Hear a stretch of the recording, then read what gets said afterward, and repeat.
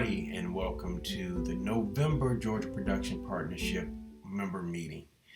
We have a jam-packed meeting for you guys tonight, so I'm going to get right to it and give you greetings from our co-presidents, Jeremiah Bennett and LaRonda Sutton.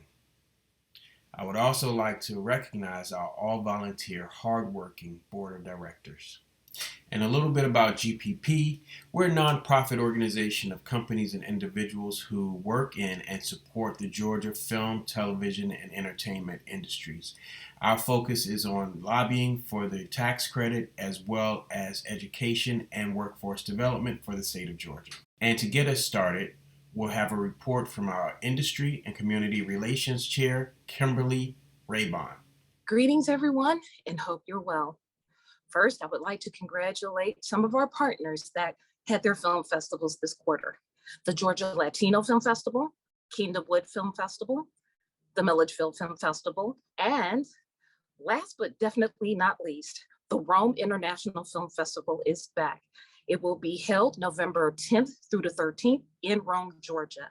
So make sure that you get your tickets, and also make sure you go to the website to get the film guide at RIFFGA, that's riffgeorgia.com. Unfortunately, we're having to cancel our regional meeting for this month of November, but we plan to have it within the first quarter of 2023. So make sure you stay tuned for that. And last but definitely not least, we know that November is a crucial time across the country and definitely in our state. We know that the film tax credit, it keeps jobs flowing and it keeps us being productive. But once again, in 2023, we're having to yet fight again. And that is what GPP does. We fight for the tax credit. So if you don't know your senator or your legislator, make sure that you go to georgia.gov, who represents you. Make sure you find your senator, your legislator, anyone who is in your district that you can send an email to, give them a call, and let them know how much you want to keep our industry Georgia strong. Also, I would love to hear some of your ideas in our community. So please make sure that you drop me a line at icr@georgiaproduction.org. See you next month. Thank you for that report, Kim. November is also a very important time for GPP. This is the time that we open up nominations for any open board positions. And here's our chair of the board nominating committee, Rick Esteman, to explain what's happening this year. Rick. Good evening. My name is Rick Esteman. I'm the chair of the nominating committee for the 2022 election. The other committee members include Rebecca Schrager and Samantha Worthen. At the November meeting, the nominating committee shall present a slate of at least one nominee for each board position to be filled. At the same time, nominations will also be accepted by email, assuming the nominee has been given prior consent to run for office. Elections shall be held at the December meeting unless there is only one nominee for a given office. The term of office of each board member shall be for 2 years.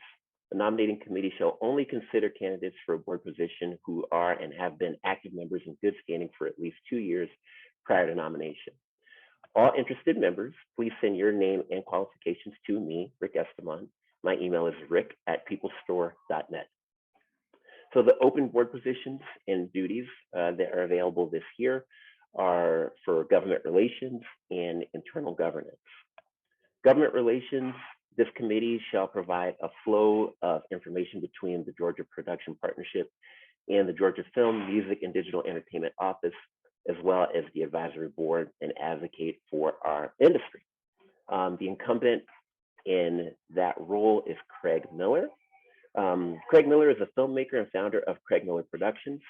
He played an integral role in the passage of the Georgia Entertainment Incentive Act in 2008 as the co-president of the Georgia Production Partnership. Craig was co-president for 4 terms and has served on the GPP Government Relations Committee for 10 years. Then we have internal governance. This committee shall advise and provide support to the officers, committee chairpersons, and membership regarding the rule of parliamentary procedure and bylaws. The incumbent in that position is Melissa Goodman. Melissa Goodman has worked for SAG-AFTRA as the executive director since 1992.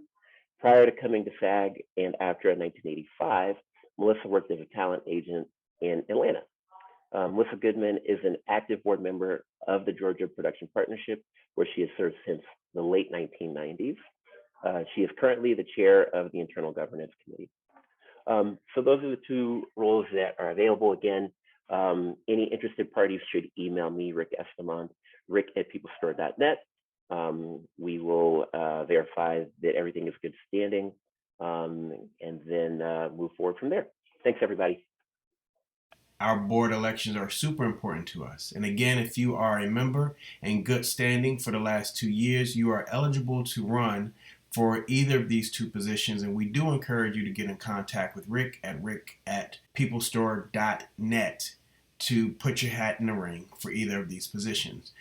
And as a reminder, we'll be back live and in person with our meetups, our educational opportunities, as well as our regional meetings very soon. So stay tuned for more information on them as they come up. So in the absence of a panel discussion for this month, we will be replaying a panel discussion that we had back in 2018 about the importance and the rise of AR and VR in Georgia entertainment. This panel was moderated by our very own immediate past president, Trish Taylor. We hope you enjoy this replay, and we'll see you on the other end.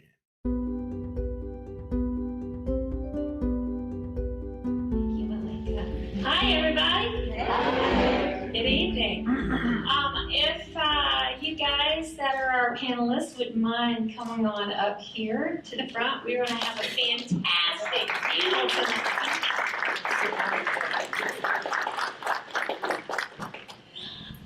All right, everybody. Welcome again to the Georgia Production Partnership, and we are talking about augmented reality and virtual reality in Georgia entertainment industry and how it has exploded and where it's going from here. And we have a wonderful panel here to my left.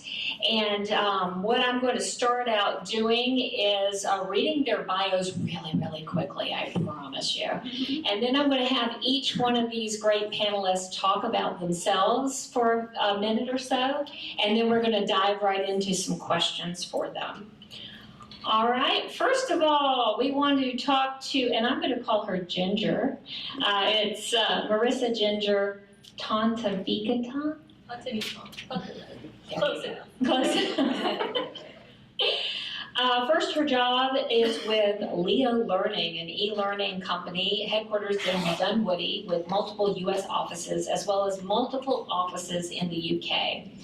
She also works with Leo Learning Technologies Group, which is a BAFTA award-winning game company that together with another LTG company called Preloaded, which won a Google Play Award this year for the BBC Earth Life in VR. She also has a blog named needyanimator.com. In addition, she runs a CIFA, an Animation Society. She also is the strategy group advisor for ACM SIGGRAPH, a special interest group for computer graphics. And her list goes on and on. Please welcome Ginger.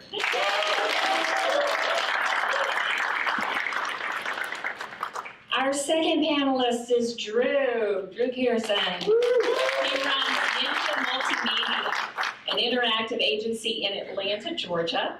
He has worked on enterprise projects with companies such as the Coca-Cola Company, Popeyes, Kia, Georgia Lottery, Holiday Inn Express, and Anheuser-Busch InBev, along with many college athletic programs nationwide, including Georgia Tech. Please welcome Drew. Next on our panel, we have Stephanie Marlowe.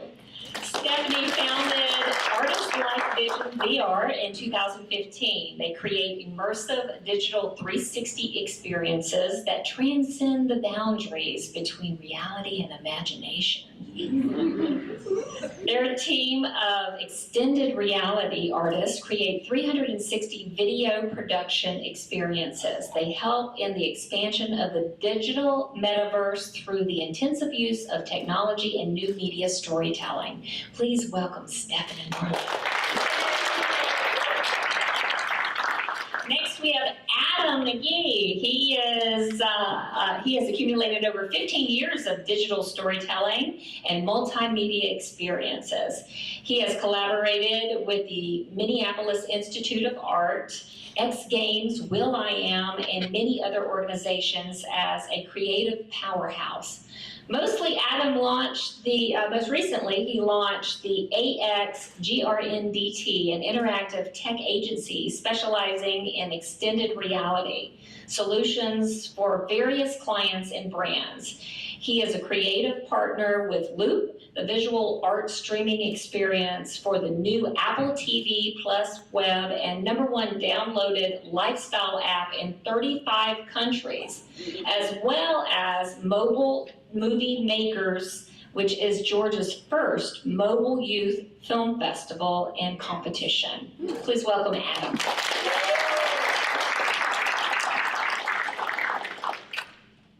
And Dale. Hi, Dale. Dale Adams is a self-described sonic visual post-architect. By that, we mean creative director, sonic, and visual architect at Architect One. He has created mixed reality portals as an interactive storyteller for Volvo, Carnival Cruise Lines, John Deere, Delta, Holiday Inn, Red Bull, and the High Museum of Art, and much more. From his installations and the Dream Collection Agency to 360 video diversity projects around homelessness, one night and discrimination, walk in my shoes, he explores virtual and augmented realities from different perspectives. Please welcome Dale. So as you can tell, we have a very esteemed panel up here that know what they're talking about with AR and VR. So I'm going to let them go down the line and talk a little bit about their businesses and what they do, and we'll start with Ginger. Thank you, Trish. I'm probably the least savvy out of here, and then just I'm the executive director of ASIFA South, and what we do with ASIFA South is mostly an international animation organization. The ASIFA International has over 50 chapters. We're the one that are based in Atlanta, and we do the South. And we also have an animation international conference and festival coming up on November 3rd and 4th as well too. And that will also actually have a section that features a VR showcase as well too. And so the purpose of that is similar to how GPP tries to do this for film. We try to improve the industry for animators and creatives, since there's a lot of different companies around here like Floyd County. And also we also do incubators with School of Human, which I'm also a studio consultant for. School of Humans, they do production company where they do content for Netflix, or if you've seen Screenland that featured the Dream Collection, that's also what School of Humans does as well. And they're now venturing to new landscapes of doing animation as well, but with a patent technology called Trioscope.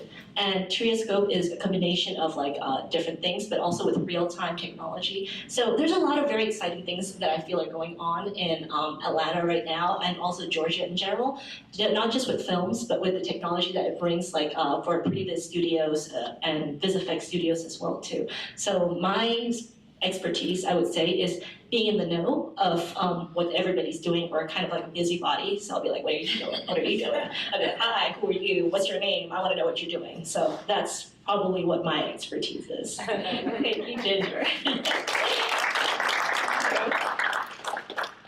Hi, I'm Drew Pearson. I run Ninja Multimedia here in Atlanta. Originally started out doing web design development, video production, editing. We've done a lot of e-learning programs for pharmaceutical companies.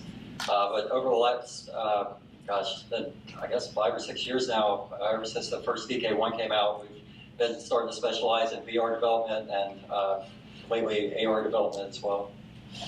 Thank you. Stephanie. Hi everybody, my name is Stephanie Marlowe. I'm the founder of Life Vision VR, located here in Atlanta. We originally started just with 360 video back in 2015, which led us into virtual reality and augmented reality development. Now we span across the globe with our 360 videos, everything from therapeutic to mini-series, which have won awards. And we also are now dabbling in the toy industry with augmented realities. We are Oculus users at our home lab, so we're creating for the Oculus store also. that's kind of a briefing on all of the things that we're expanding into in Atlanta and across the globe.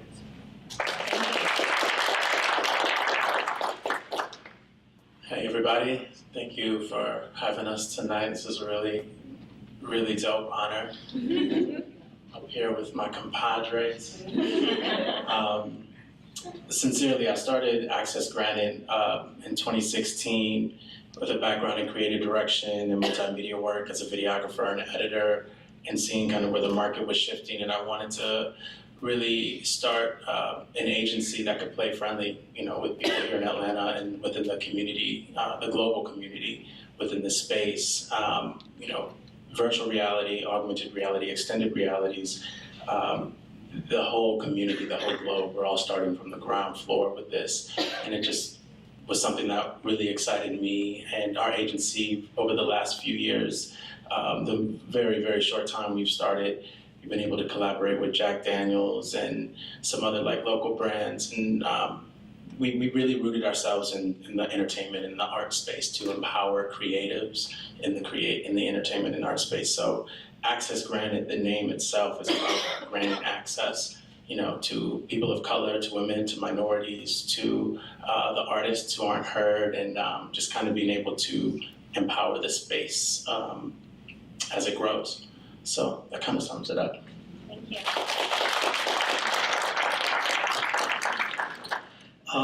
Basically what I do is I have an interactive company here in Atlanta called Architect One, as she mentioned before. I think the main thing that I would describe myself, kind of the way it started off, was a sonic visual post architect, and I can get into the definition of that, but I do a lot of interactive objects. I also do a lot of 360 videos. And I was granted the privilege of working with some people, and now the series that a project that originally started off as the Dream Collection Agency turned into so much more as the years kind of came about. We basically had, I was a VR developer back in the beginning when the Oculus first came out, and my friend Chris approached me about doing this project where we took people's nighttime dreams and took one of them and turned it into a virtual reality experience. And then we got lucky to open up an interactive installation and got to have a whole facility for a whole month. So it's kind of those sorts of interactive spaces that I'm really, really involved in, and how we can use VR to create something new beyond what we've already kind of built in this world, and kind of make a connection between the two worlds. And whether that's through empathy and using a homeless experience, or whether the new thing that I'm working on is called Walk in My Shoes around diversity and discrimination. So. And we're going to talk a little bit more in depth about that. Yes. Now what I would like to do is I'm going to go down the line here and talk with our panelists. I'm going to throw 3 questions out at each one of them and have them talk a little bit about that. And several of them have video presentations that go along with it. And also I want to mention, after we're done with our panel, I think just about everyone up here has a demonstration at these tables that are around the room here that they'd like to share with you. And we'll talk a little bit about that. So let's start out with Miss Ginger here. We've talked about a lot of worlds here. We've talked about AR, VR, XR, MR. Can you explain what those are to our audience and how it's grown here in Georgia? Yes. So I think in like the simplest terms, like giving examples, for example, let's start with AR. I mean, a lot of people probably heard about Pokemon Go, which they use as the biggest example of AR, where you see like little people going around like just not looking at anything at all, just on their phone, about to fall down in sewers, and they're just like swiping like crazy. That means like augmented reality is basically what AR stands for, and it's meant to kind of like work with the environment around you. With Pokemon Go, it's a little bit more of a geolocation game with an AR component. So basically when they go to different locations, based on locations, like little things will generate and pop up characters. But the AR component of that is when they take up the phone, they can see things like still the world behind them, but then you can interact with like a character on it. Another example of this would be Snapchat. If you like put your phone up and then you see things that like appear on your face, that's basically augmented reality. with VR, it's virtual reality. So most of the time, virtual reality is more about like you being immersed in the world. So a lot of times you'll see like people putting on their goggles and then they're going to be in the world. And sometimes you can interact with it too. Like usually with VR, it should traditionally engage your 5 senses. So, you know, like then you feel like it's engaged, but now also people consider also 360 videos more along the line of VR as well. So when you open Facebook and you see like people taking videos of like 360, that's also considered sort of virtuality as well. And when you mix them all together, also there's MR, mixed reality. If you've seen Merge Cube, the Merge Cube is a very like cheap $15 cube inside of Walmart that you can get. And that one, like, if you put your phone over it, you can actually like play with the cube and on all sides, and it'll generate like little games that you can interact with the cube itself, and it turns into something else. They have two components of that. Is that you can actually change it all to VR as well too, so that like you can put on your glasses and see that as a VR component as well. Another one would be like the HoloLens, where you come out and you can actually like interact with a lot of different things. The other one would also be XR, which is extended reality. For me, I feel it's more like experienced reality. And it's just basically so many things nowadays are just coming together. It's starting to kind of collide as well too. So knowing these terms are really nice to just like get yourself off, but basic understanding is just that like it's enhancing the world we live in through adding another layer of dimension. And I understand you have a video to kind of give us some examples. Yes. So last year at the festival, our animation festival, we wanted to try something like a little accessible and not very hard to do. So. So one of the things, like a lot of this learning stuff too, is there's a lot of very simple ways to make this and engage with these kind of things. I started off in like 2013 at SIGGRAPH. We saw a booth that Erasma is a company. It was presenting easy to create augmented reality. Now it's called HP Reveal. So if you actually have your phone, you can download this app, and what it does is that you'll find a photo or find like something that you want to create experience over, like a video or a image. And then it should be like kind of distinct, maybe like my name. And then I'll take a photo of this name in the app, and then I'll scroll around. Maybe like if I had my own like demo reel, then I would put that onto the phone. And then, so that's what I did when I had like my Out to Launch, which is a reverse career fair at SCAD when I graduated. And then I just had like one portfolio there, and I had a bunch of phones, spare phones lying around, and so borrowed from my friends as well too, and iPads. I'm not that rich. And then what I did was I basically had them like flip through my portfolio, and they were able to kind of like put their phone over and see like clips of different animations. So I think one of the things is that easy access is really a big key to a lot of things, and to try something like this, even though it didn't work at some point as well too, because like there's tracking, there's like sometimes like the camera gets blurry, so you have to actually add additional codes in to clear it, or submitting things to like the Apple phone, like the Apple Store, or like using an Android, some things are a little bit different. So the key point that we took away from like the different prototypings, even in my workplace, we do like 360 videos where we put motion graphics on top of it, and you can actually use like Adobe After Effects to do that as well too. So the key point of not just the CIFA South, but with myself, is also to try to connect people, especially in schools, to this kind of technology. So this was also one of the things we showcased last year as a workshop, where we invited like Oak Cliff Elementary School teachers to come in. And it was very impressive because the Oak Cliff Elementary teachers were already knew about the app. And they were also creating things with it themselves, where they would like put their teachers' pictures in front of different doors, and when you put the phone over it, like you can kind of see the teachers talking a little bit too. So that was really cute. So Ginger, tell us, do you have any new innovations that are coming out that you want to tell people about? Well, personally, I would say that like certain things that I'm working with, we're really not really talking about as much. But for me, I like more to engage with like what developers are doing. So with the Merge Cube, for example, those are my friends. So they'll usually send me a prototype, and then like so I got one of the prototype of the Merge Cube and was able to experiment with it first. And also like with Leap Motion, for example, I like doing things that are easy. first of all, because I like to know the concept of it. And then I usually pass it along to someone who can do it better. Thank you, Ginger. I appreciate it. So Drew, we're moving on to you. You work in the world of AR and VR. Tell us how you have taken, what is the latest best practices that have been happening and how have this benefited your clients? Okay. So like I mentioned earlier, we've been working with virtual reality since the Oculus Rift first came out. Back at that time, we were doing a lot of virtual tours for colleges and universities with blue chip athletic solutions here in town. I immediately saw a perfect fit with the virtual reality because we already had the panoramas, so within 2 days we had the platform working in VR. So that was really great for them to go pitch out to recruits and help their efforts. That moved in from there, went to 360 videos. We actually went out to some football games and filmed them right out into the field and some of that game action so they could kind of really put their recruits in the experience of where they're going. Really powerful.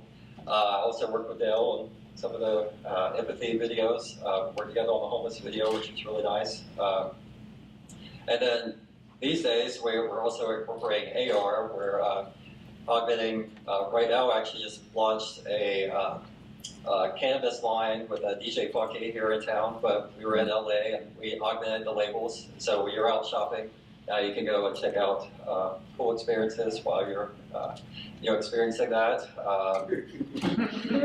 We're also doing artwork now. We've got a Goku poster back there that we played around animating. So that can also be used for movie posters or as she was showing program books or tickets or really anything. So we're really focusing on that to see how we can expand and how people learn about it.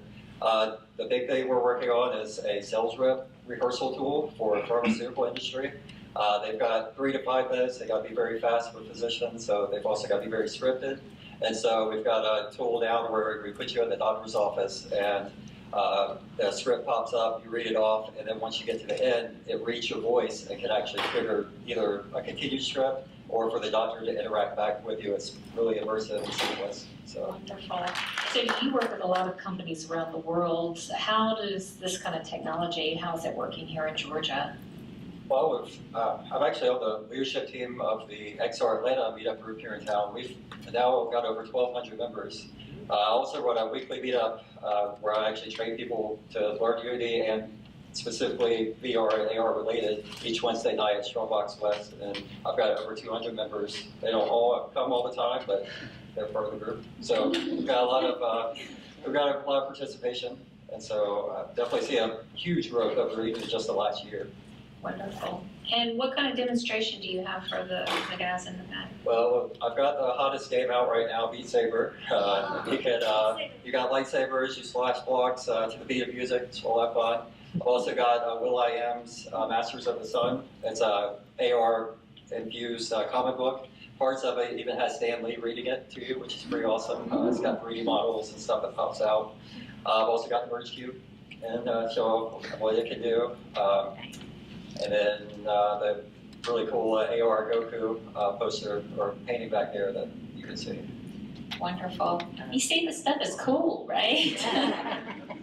This is why we wanted to talk about it. You know, this topic got me excited a year ago. Actually, Clark Kofer and I went to the Georgia Tourism Conference, and Lee Thomas was talking because it was the year of film for Georgia, and she had worked with a film or a director that does for Archer, the animator for Archer, and they have augmented reality so that tourist destinations, you can go stand at a spot and you can hold your phone up and you can see Rick walking or going down the middle of Atlanta on his horse. And I was like, that's the coolest thing ever. So we had to talk about this topic and what all was going on.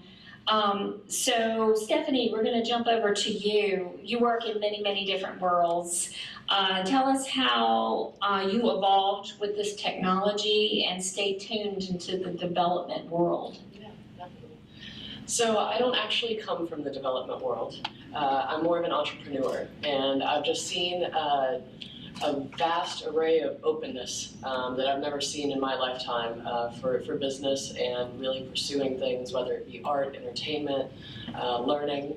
So we've evolved over time as the devices have evolved and as the costs have become more affordable for small studios and, you know, everybody as individuals. So one of our main pushes is to get out in the community and of Atlanta and all around Georgia right now and give stuff away, give away VR headsets, you know, show some activations. Obviously we do make money with other things we're doing, but I don't feel like this industry can grow without everybody knowing that it exists to be able to be a part of. So that's, you know, that's kind of where we evolved from, is just as the tech is evolving, we're evolving with it, whether it be the production or develop side of the house. Well, you mentioned the price, so that's something I'm interested in. Is it affordable? At first, last year it was a lot harder to pitch an affordable quote. This year has become a lot easier. Augmentation really allows for a much easier development style, less third-party problems. You do get the third-party cost, but it's a lot easier. So we have been veering towards that this year and pushing augmented reality a bit more.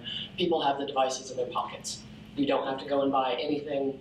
Best we can do is have you download an app, and that's, you know, that's pretty easy and little less friction. So. And it says you have an Atlanta AR app.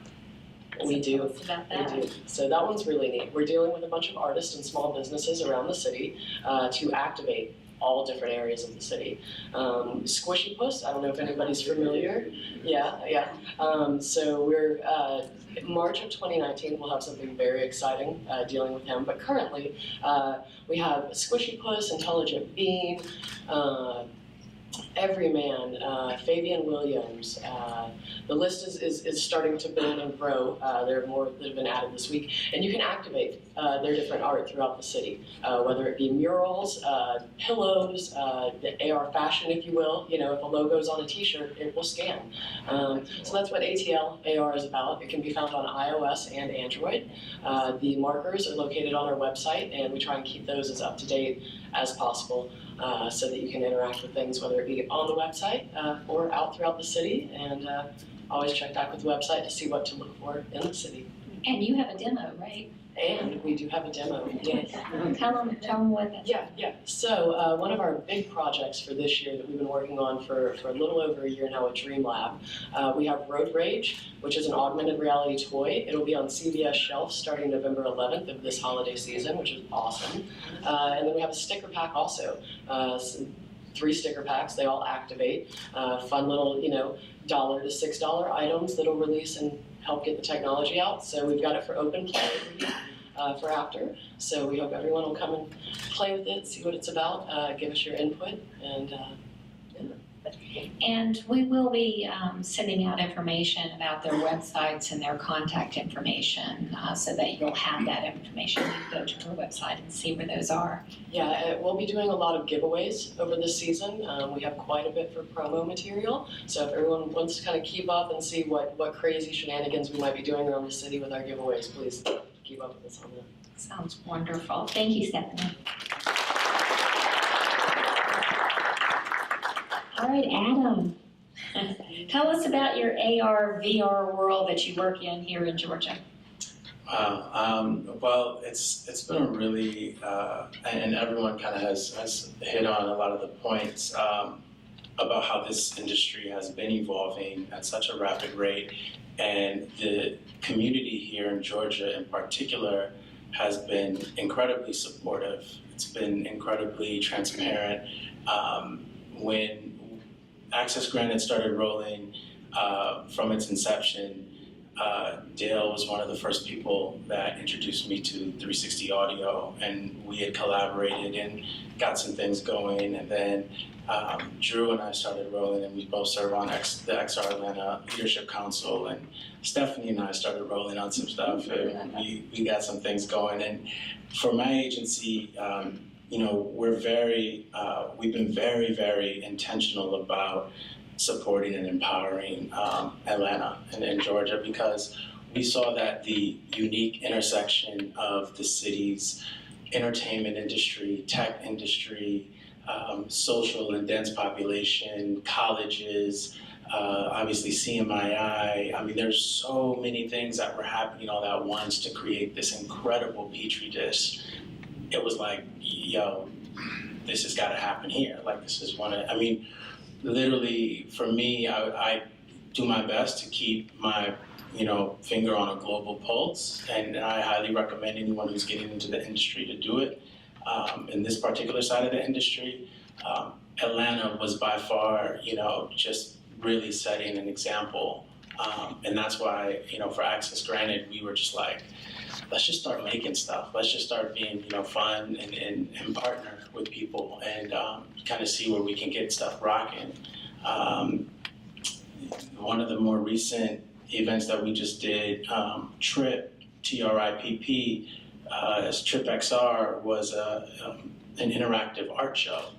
And it was a virtual reality art show, augmented reality art show, where we were showcasing various original works done in Google Tilt Brush, which was really cool. And we did a 10-city tour with Art Beats and Lyrics, which was sponsored by Jack Daniels, bringing mixed reality to a lot of different markets, and we were able to see kind of one-on-one, hands-on, how people responded to this technology. And it's just insane how quickly it evolves, and like how one day your tools are, up to speed and up to snuff, and then like the next day it's like you're behind the times. So I know there's like some videos, some demos. I don't know which one. Unfortunately, one of the demos the demo that we had for you all tonight was an augmented reality mirror that we've been developing, like kind of hacking away and having some fun with. We debuted it at the Terminus conference, but that got booked. Sorry. But we do have some videos, something that's going to be shown. But I did just want to add, because while Stephanie was talking, it made me think about it. But TRIP XR was something that we were really excited to get rolling. And it's going to be an Atlanta-based extended reality art show. And Trip is spelled with 2 P's, and some of you all may know Trip Rain, who passed away. And we named it in honor of him because of we wanted to, because Trip was one of the earlier adopters that I worked with and collaborated when I moved here to the city, and Spitfire Studios was a huge support for us. So Trip XR is going to happen here in Atlanta and Los Angeles. Drew and I were just in LA this weekend. We just got back, and there's a lot of things that are happening that we're lining up. And Stephanie and I, we've been talking about a lot of different fun things to do with AR and body painting, and just we want to take this to the next level. And we know that Georgia is going to be we're going to set the example for the world. So I don't know. So what is the most accessible or most important skill set you have to work in this? Patience. I'll second. Patience is by far, I mean, I'm so happy Drew showed that video from with Steven Spielberg from Ready Player One. We have this incredible new set of incredible new set of tools to create content and tell stories. What you saw on set there, Disney's using that, Marvel's using that, this new virtual production workflow. It's what we have to teach the next generation of storytellers, and developing in real time and using game engines. These are the new type of skills that GPP, all of us within this community just have to embrace and understand that it's here. So patience is definitely going to be a necessity, as this evolves and we introduce these tools to ourselves. We're all still learning, but also, the next generation of storytellers too. But for me, I'm learning from all these people. I'm continuing to learn, and there's so much fun stuff to learn, because it's just this past week, Facebook announced a new headset that changed the game already again. It's wireless and can track 6 degrees of freedom and can walk around the room. It's constantly changing, but we have to adopt it and be malleable. Thanks, Adam. Thank you very much. And then we want to talk with Dale real quick. We learned that you like building physical items. And to give us some examples of the AR, VR that you've worked in, and I know we have a video for you also. Basically what ended up happening was I started working with what's called the Raspberry Pis and Arduinos and all these things, and started working with LED panels. And so I had this concept where I wanted to, the idea was to take, what would an object be like that had memories from another dimension? So I was kind of doing a science fiction sort of thing. So I made, I work with a place here in Atlanta called Mass Collective, which is a makerspace over on the west side. So I'm there a lot, and I started working with some people, and they got a bunch of routers and all these sorts of laser cutters. So I put together a dodecahedron. Inside the dodecahedron is what is a Raspberry Pi and some LEDs. So basically the gyroscope of the Raspberry Pi inside then sends out some messages that turns a 360 audio installation inside the headphones. So basically it's like a 5.1 surround sound inside. So based on the location, the way you turn it, everybody's experience is completely different, and it's generative. So that's just one of the things. I did another larger installation piece where I took basically an EEG headset, which is fairly now common, where you can hook them up and get your brainwaves, and we turned it into a big art piece that you could create art with your mind that you're then reinterpreting and creating art with your mind. So my augmented reality is a little different than like what, you know, with the phone and stuff. So it's fun. It basically would take your meditative state, and it would get less colorful and more blue, and the more focused you were, it kind of changed. And there's a video online on my Vimeo as well for that sort of thing. So tell us how you found Georgia. Is there a lot of opportunity here, or?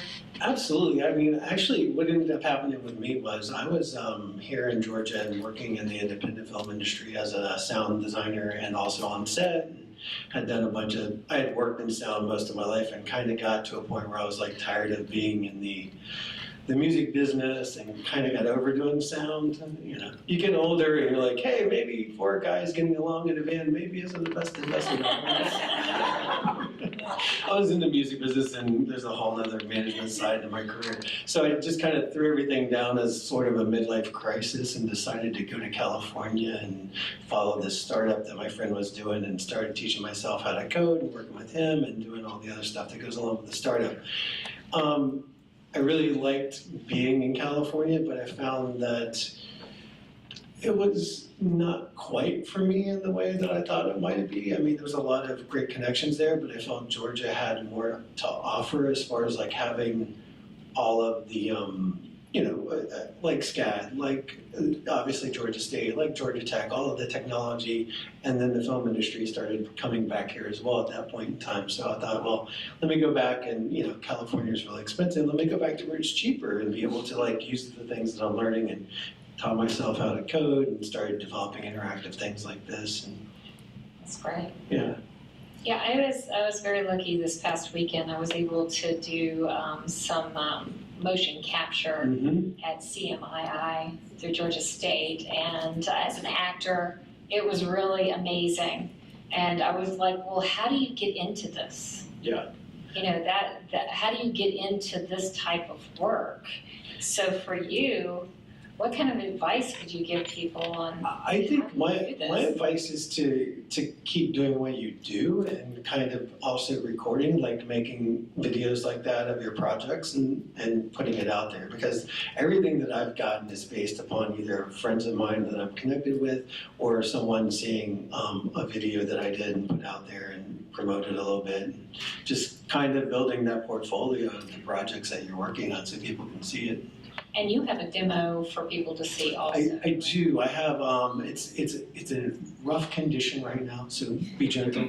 But I wanted to show people what we were working on. So me and Drew and another guy named Tyler Kusner, who was the director, put together this project that's based around diversity. So we took the idea of, we're building more projects on top of it, but we took the idea of putting people in someone else's shoes. It's called Walk in My Shoes, and we're doing multiple versions of that. Whether it's, in this case, it's a Muslim American, and the case of the other ones that we have all have an LGBTQ plus, I don't know anymore. I can't keep up, but and we have African American that we're doing and all of these different diversity groups where we're taking people's experiences through interviews and then turning them into a script and turning them into a story that people can then experience.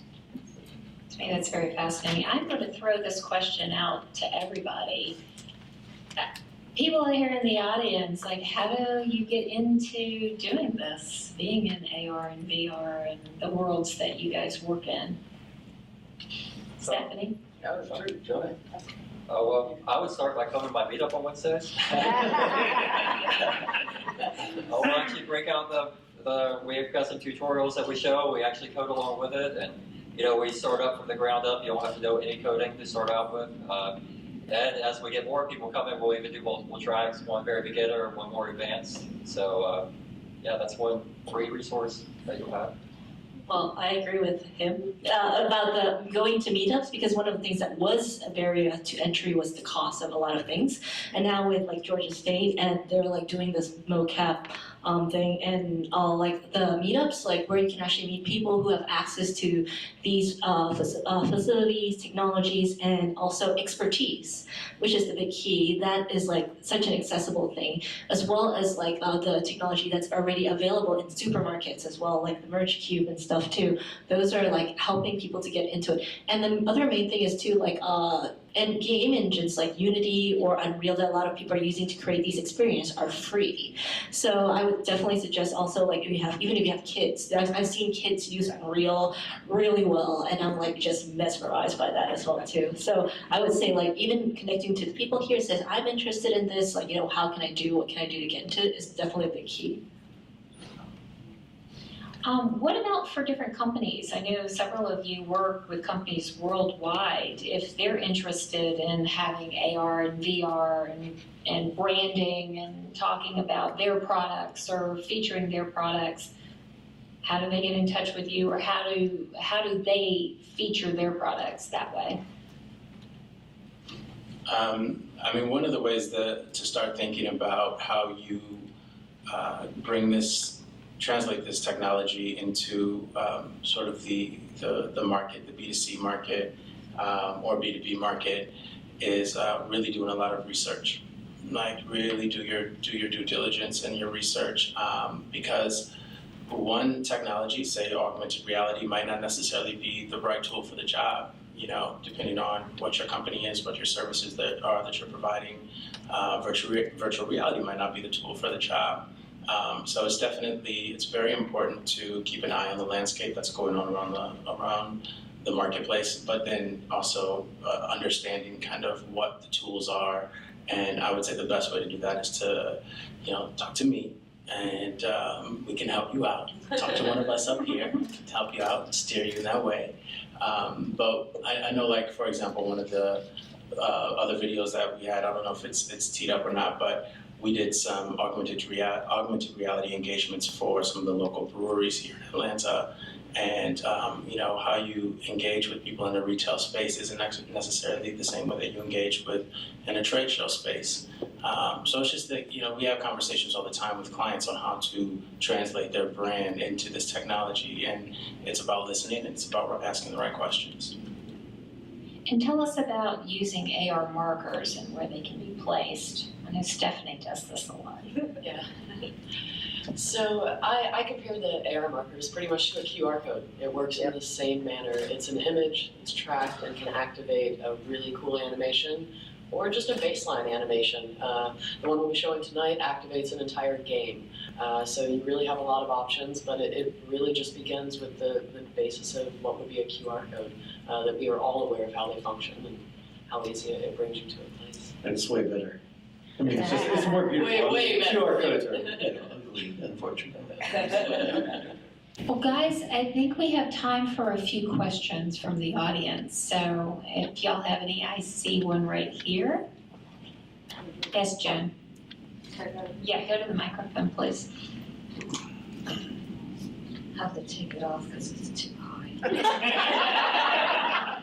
Well, actually, this is more of a comment than a question. Wow. And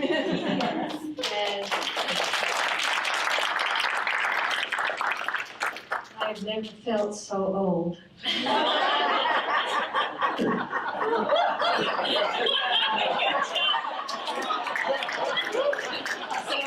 Just go along with Joan here for a moment. You're talking a lot about the youth and the up and coming, but what about those of us, and there's a few of us that aren't your age, that, I mean, it blows my mind with what you're doing. I mean, I think it's awesome. But how do we learn more about that? Not at our age. At our pace. But to get involved a little bit more, to understand what you're doing, even so that we can help back up what you're doing. How can we get involved? I mean, I think the biggest thing is just kind of drop the fear of technology. I think that's a big barrier for a lot of people. You know, I'm scared of it. I don't know how it works. I might break it. You know, just jump in there and just play around with it. You know, just try different small experiences, maybe some AR, watching 360 videos, spin around. You know, just kind of get a feel for it and talk to people like us. Go to meetups in town like you're doing. I mean, that's really, I think, the best way. And There's also some cool stuff like there are also some cool things. Some people are actually filming 360 videos of church services and bringing it to like retirement homes and stuff. Different people people with disabilities or children's hospitals or regular hospitals. There's a lot of things around pain management. There's a lot of medical uses for it these days. There's also ways you can do it around meditation. There's some really great programs to where it can change the scenery or stuff, as Dale was talking about. Even if you have that headset, it takes it to another level. Lots of opportunities. But going to the meetups are really like one of the big key things I would say too, because it doesn't really matter what age you are, but more of the, like what he said, there's a fear of letting go, because my mom is, I don't know how old you are yet, but Probably older. yeah, but my mom is, I think, almost like around 65, 60 something. She's very engaged in technology. She'll come and she'll be like, oh, I'm using this now. I'm like, I have no idea what you're using. But she's like, I just downloaded it because it's free. And then she'll remove it off later if she wants to. So I think it's about finding what engages you and the pathway towards that. And like for me too, I'm not super in-depth all the time with the development process, but I'll look for ways that are very beginner levels and how to make sure, like I told you about the elementary school that was able to do the augmented reality things, using tools that were created to close the gap between people who had to have the expertise and the everyday life. And more of these tools are gonna come up. So just keep an eye out for those, and then that will almost be like, I'll have this, I'll put it in the container, and it's done for you. So let me say something as the old person on the panel here, as over 50s up here. Hey, I'm one of those. All right. I know exactly what you're talking about. And this weekend, when I was able to get involved as an actor at the CMII at Georgia State University, was fantastic. It was learning as an actor how to make an avatar come to life, and putting this new tool set in my toolbox as an actor. You don't get that opportunity all the time here in Atlanta, especially at our age. You know, it's the young folks doing this, but they were very open and accepting, and there's several organizations that I've learned recently, and we can talk on how you can get your foot in the door on being able to learn this information. And the next workshop they're having is supposed to be facial, capture, that you see one of the people who did Hong Kong, or King Kong, what's the actor that did Gollum? He just had a video, I just posted it on my Facebook page. It was talking about how it wasn't accessible, but now it is on sets. They can actually take the technology out there and they can do the facial capturing there. And that's something really cool to learn too. I just wanted to say really quick, there are plenty of people right now that are learning how to develop and that are getting out there and trying all the new cameras and all of these great things. There are also a lot of businesses that are starting that have never started businesses before. You know, founders, owners who really need help. They need to know about basic organization. You know, what's the best way to present your product? They can create it, but what's the best way to present it? So that might be another place where people can step in and provide a much stronger arm than they thought they may have been able to, while learning some of the cool tech stuff and the neat stuff that's going on, but to really help to embrace and lift all of us up, I think would be the best in besides Google, YouTube, and everything that You use this technology to build your own locations for stories, like you want to put your characters in elaborate locations that you can't afford. Absolutely. You can do it, and you can save yourself a lot of time in that process too. And you can use those same things that you built and do basic visual effects and just overlay and composite your characters inside of that world if you're using live actors. Yeah, that's what a lot of the big name movies are doing that every day, for sure. Another quick plug about that too. So that's what School of Humans is doing. Not sure if one of the representative, Ben, is here. So it's like, if you want to know about that, talk to Ben. Yes, sir. Yeah, I just want to say that that you don't have to go into a classroom. You can go online. Udemy.com has courses that's $10, $15, and it's all video. You can learn that way. You can go to Meetup. I've been to these meetups before on AR, VR, Unity, Unreal.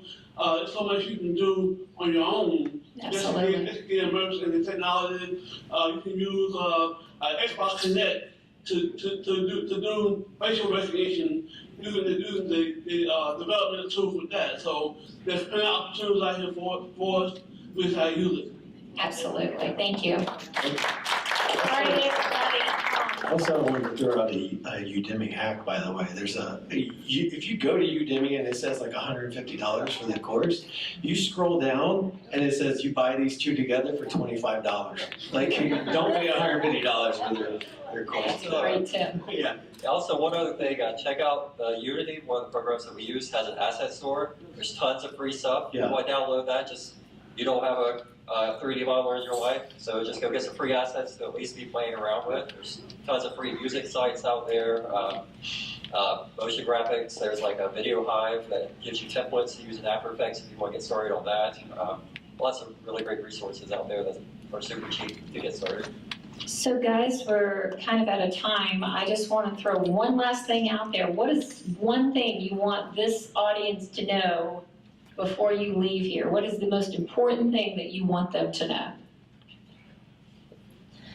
For me, as a storyteller, I feel that technology is very important, like VR, AR, mixed reality, but I think it's also important at the core about the content that you're creating.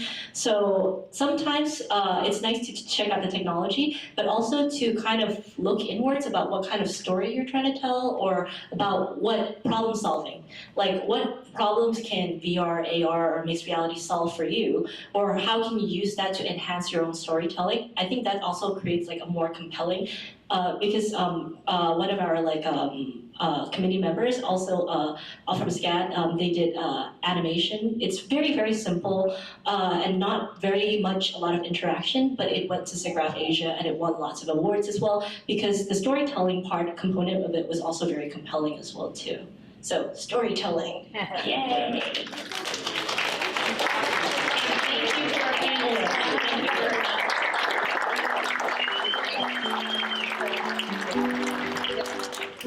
So thank you for joining us for this month's meeting, and we look forward to you joining us in the future. In the meantime, check out our website, www.georgiaproduction.org, and all of our social media channels at Georgia Production for more information on our upcoming events, as well as other features that we have available for you guys. Thank you.